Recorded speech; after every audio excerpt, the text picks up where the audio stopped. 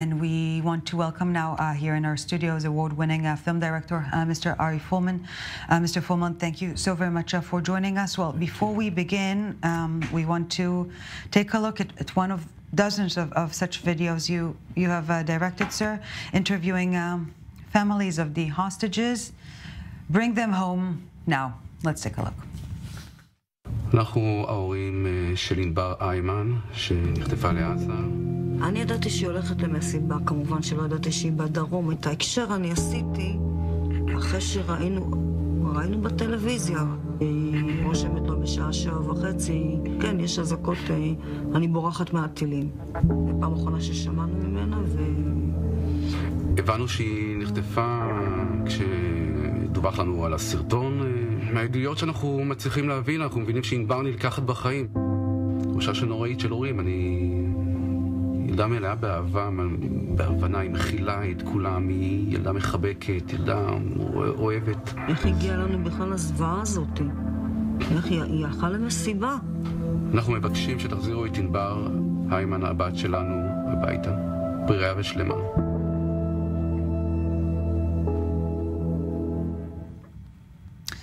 Mr. Folman, how did this project begin? Well, first of all, this specific clip was directed by Jasmine Caney. We shared, each one of us directed 15 of them. Well, it was organized really fast by producers Madar Zamir.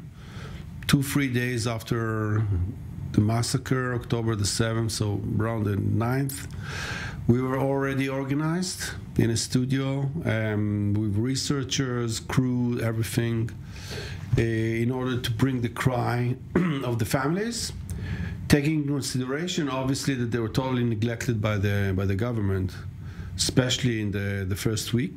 No one contacted them. Yeah, they didn't know what was going on. Long days for many of them to even know if their loved ones are hostage or missing. Yeah, many of them didn't know. Unfortunately, while we were shooting, we were getting identifications of some of the missing people and their beloved ones. They realized that they were identified as dead. So that was also during the process of the first few days. A lot of confusion, chaos, total chaos, especially coming from the rave party, Rain. But most of all, I felt that they were absolutely deserted, neglected, lonely, aside from friends and families.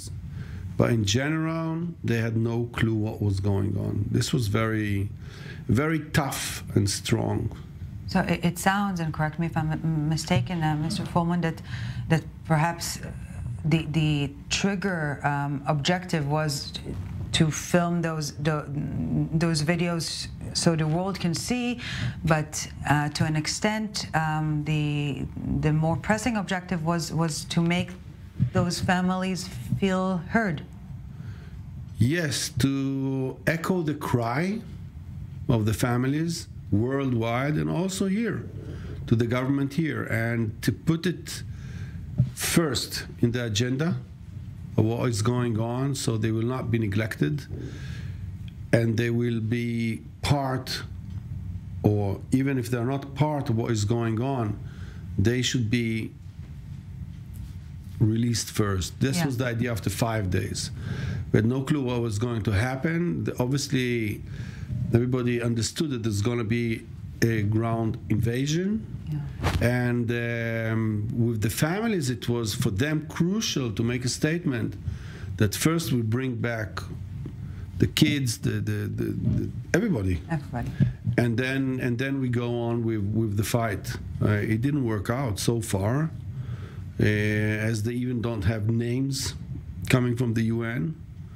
And I think today we're like 1 month. And I think, from my point of view, I think the tone should be different, should be changed. Here domestically, not necessarily... For me, I think it's especially domestically because I think the tone was... really trying, it was a begging tone. It was, please bring me my son back home, or my mother. Yeah. And I think it should be demanding now. Yeah, not But not everybody now, thinks like me. Yesterday. How do you try to communicate or to convey to foreign audience the scope, the scale, the depth of horror, of cruelty, of essentially the shattering of humanity, of trust in humanity, that's for certain? Well, I think it's the job of the government. And I think if we had here a strong ministry of public information or who could echo what happened, because there is so much documentation today, endless. They didn't use it. And I think it's one of the reasons that this unbalanced response, especially in Europe and in Ivy League universities in America, occurred. And it was not surprising because the truth was not really echoed outside. Well, to that point, since you brought it up, Mr. Folman, you're obviously one of the most successful Israeli directors worldwide, and profoundly intertwined with global Western film industry, liberal artist. You know, I can use many more adjectives here, but bottom line, are you disappointed by the community of humanists worldwide? You mean the left-wing liberals? Yes, I do. Yes, in a way, but I think it was very much expected, and I'm fully aware of so many problems that occurred in the first week still now. Yes. The non-functioning government ministers, and especially just echoing, revealing to the world what happened here on October 7th, that's a biblical event in our perspective. It's a biblical event, 1,300 people slaughtered within 7-8 hours. I don't think it was echoed, and the way it was done. And we still expect people in Europe, when they're exposed to all the material coming from Gaza, we're not, by the way, yes, not to be balanced. But maybe they can't be balanced until they are not informed about everything that happened. In this respect, you know, you've mentioned the documentation in real time of the massacre itself, but by so many people.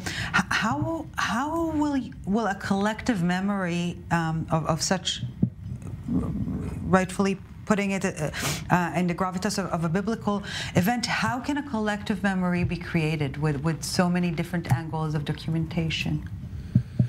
I think it will take time. It will take time, as it will take a long, long time to heal. The process is going to be so long. We don't get it. We still don't get in what kind of event we are in. When we just try to absorb everything that happened, but it's too fast. There will be, culture-wise, there will be endless numbers of documentations. But for doing that, you need the process of time. Yeah. How to assess it and how to rewrite the memory again. I did it in my films, and it was very interesting because when you're used to like covering or making a movie about a war that happened 20 years ago, it's one thing because the story is built out of memory in different juxtapositions. And when you come to the event like now and so fresh, there are no filters at all. And you never dealt with easy topics, far from it, from the Lebanon War to the Holocaust. You're well versed with dealing with trauma or healing trauma throughout, that's for certain, through cinema. This national trauma, it's different. It's in a scale that we do not understand. Look, I was supposed to shoot a fiction movie about the Yom Kippur War in March. So that's 4 months from today. I can't see it happening. Yeah. It's like with no comparison. Anything that is written in that script, how can you compare it to a mother calling a TV station, asking the broadcaster like you to send the army to rescue her son? That's not comparable. So how do you foresee art healing this nation? if you know, I will rephrase my question, and I will dare to ask, will we be okay? It will be okay. I think I always felt in the last 20 years that for something to move here, we need a catastrophe. But there's no way me or anyone else could have imagined how far this will go. No way on earth. No one expected it. But I think there will be new order here. I hope. Yeah. It will bring new order. It's too early to see that.